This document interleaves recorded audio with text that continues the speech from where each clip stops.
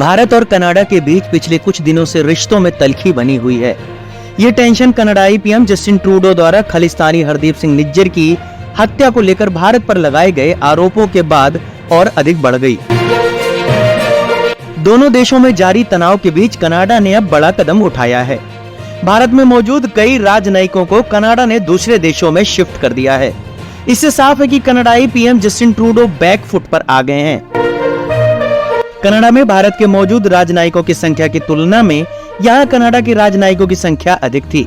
इसके बाद भारत ने अल्टीमेटम देते हुए कहा था कि कनाडाई राजनयिकों की संख्या भारत में बहुत अधिक है और मानते हैं कि इसमें कमी होनी चाहिए।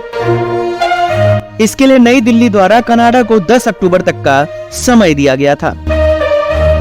कनाडाई मीडिया CTV न्यूज की रिपोर्ट के अनुसार कनाडाई राजनयिकों की संख्या के संबंध में नई दिल्ली के कहने के बाद कनाडा ने अपने अधिकांश राजनयिकों को कुआलालंपुर या सिंगापुर शिफ्ट कर दिया है।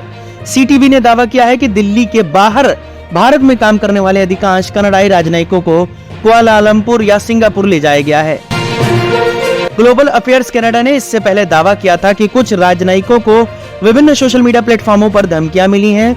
विभाग ने अब कहा, परिणाम स्वरूप और अत्यधिक सावधानी के चलते हमने भारत में कर्मचारियों की उपस्थिति को अस्थायी रूप से समायोजित करने का फैसला लिया है।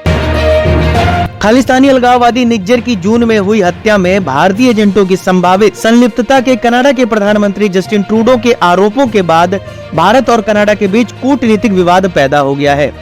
भारत ने आरोपों को बेतुका और प्रेरित कहकर खारिज कर दिया था और इस मामले को लेकर ओटावा के एक भारतीय अधिकारी को कनाडा से निष्कासित करने के बदले में एक वरिष्ठ कनाडाई राजनयिक को अपने यहाँ से निष्कासित कर दिया था।